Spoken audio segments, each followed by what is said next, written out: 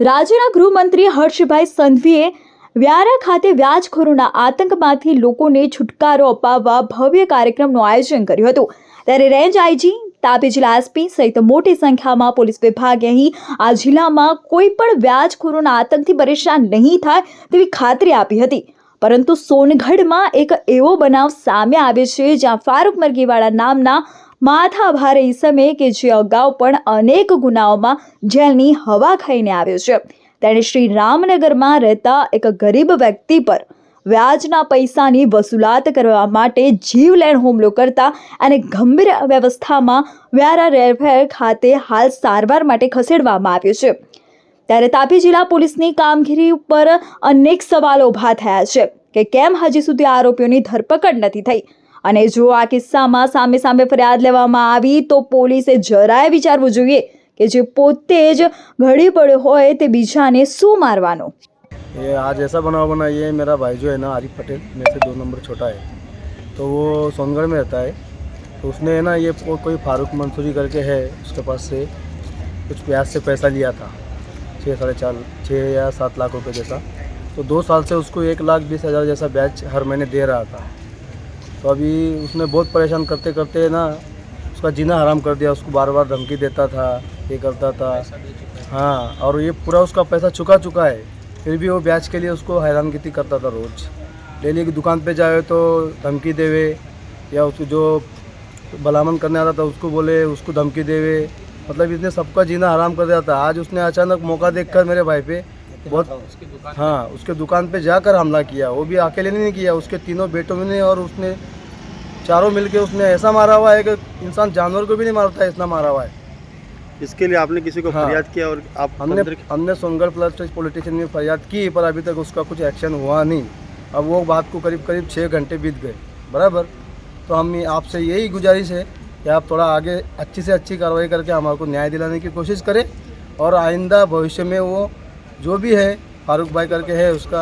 हाँ, और मेरे भाई की है ना ज़्यादा इंजरी ख़राब हुई है। उसकी राइट साइड में 2-3 पसली टूटी हुई है, थोड़ा मार भी, चला भी नहीं जा रहा है, उससे बात भी नहीं हो रही है, वो थोड़ा होश में रह रहा है, थोड़ा बेहोश हो रहा है। बस आपसे यही गुजारिश है कि आप थोड़ा ये बात को है ना आगे तक पहुंचा के न्याय देने की कोशिश करें, और आगे वो कभी सोनगढ़ शहर में किसी को तकलीफ ना दे।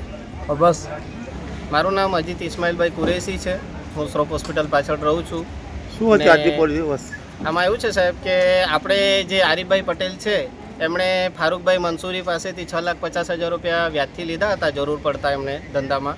ત્યારે એણે શરત મૂકી હતી કે દર મહિને હું 1,20,000 વ્યાજ લઈશ, અને જેનો સમયસર વ્યાજ એ વ્યક્તિ 1,20,000 રૂપિયા ચૂકવતો હતો, ને આશરે 2 વર્ષથી એ વ્યક્તિ 1,20,000 રૂપિયા દર મહિને 2 વર્ષ લગી ચૂકવ્યા છે એને।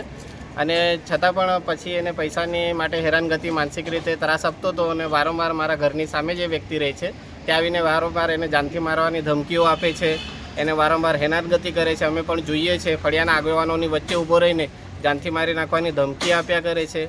એટલે આ લોકોએ ત્રાસીને ઘર વેચીને એને 6 લાખ રૂપિયા, ઘર વેચીને 2 આગેવાનોના વચ્ચે 6 લાખ રૂપિયા એને પરત આપી દીધા છે, અને 6 લાખ રૂપિયા આપ્યા હોવા છતાં પણ 50,000ની પાછી માંગણી કરે છે। અને 50,000ની માંગણી કરવા માટે આજે વ્યક્તિ જ્યારે શાકભાજીનો ધંધો કરે છે એની દુકાને જઈને એની પાસે 50,000ની માંગણી કરેલ, અને 50,000ની માંગણી કરતાં અચાનક ઉશ્કેરાઈ જઈને એ વ્યક્તિએ એના પર જીવલેણ હુમલો કરેલ। જેમ કે તરાજુના કાંટાના વજન આવે 2-2 કિલોના, 5-5 કિલોના જેવા પથરા, મોટા પથરા એના છાતીના ભાગે મારેલ, અને લોખંડના સપાટાથી મારેલ, જેને અમે લોકોએ ઉચકીને સોનગઢ હોસ્પિટલમાં દાખલ કરેલ, અને ત્યાંથી ના પાડતા વ્યારા રેફરલ હોસ્પિટલમાં લઈ આવેલા છે। જ્યારે તંત્ર પાસે આપ શું એક્શન આપો છો? સાહેબ, આ વ્યક્તિ જે છે ફારૂકભાઈ મંસૂરી, જે અગાઉ પણ જેલ ભોગવી ચૂકેલ છે હત્યાનો ગુનામાં, આનો ઇતિહાસ ગુનાહિત છે। અને સાહેબ, આ વ્યક્તિ જે પણ છે આ છે, અને આના છોકરાઓ છે, જેમ કે સાકિરભાઈ મંસૂરી છે, સાબિરભાઈ મંસૂરી છે, સાહિલભાઈ મંસૂરી છે। આ બધા જનૂની સ્વભાવના છે, અને માથાભારે હોવાથી સોનગઢ ગામની અંદર બધાને હેરાનગતિ પણ કરે છે, અને માનસિક ત્રાસ આપે છે, અને જનૂની સ્વભાવ ધરાવે છે સાહેબ। તો અગાઉ મારા પર પણ આ વ્યક્તિએ જીવલેણ હુમલો કરેલો સાહેબ। મેં આની પાસેથી 60,000 રૂપિયા લીધા હતા, જેના બદલામાં મારી પાસેથી 1.5 લાખ રૂપિયા જેવા આશરે ચૂકવી દીધેલ, જેના પુરાવા મારી પાસે છે, અને મને જાનથી મારવાની ધમકી આપેલ, જેની રેકોર્ડિંગો પણ મારી પાસે છે, જે મેં અમારા અગાઉ પીઆઈ ગોહિલ સાહેબ હતા એમની સામે મેં રજૂઆત કરેલી અને આપણા વ્યારા જિલ્લા એસપી સાહેબની સામે પણ મેં રજૂઆત કરેલી, જેમની અગાઉ મેં અરજી પણ આપી છે. મારા પણ જીવલેણ હુમલો કરેલો, મેં પણ રેફરલ હોસ્પિટલમાં સારવાર લીધી હતી. ત્યારે આવા ગુનો બીજી વાર આવા કોઈ વ્યક્તિને આ વ્યક્તિ બીજી વાર કોઈ વ્યક્તિને હેરાનગતિ ના કરે, કોઈના પર જીવલેણ હુમલો ના કરે. અને સાહેબ આવા વ્યક્તિને જેલમાં સળિયા પાછળ જરાક ઢકેલે તો સાહેબ આવી નમ્ર વિનંતી છે. અને આવા વ્યક્તિને પાસા હેઠળ કલમો લગાવીને આને જેલ ભેગો કરીએ તેવી અમને સાહેબને, અમારા સોનગઢ પીઆઈ સાહેબને નમ્ર વિનંતી છે સાહેબ.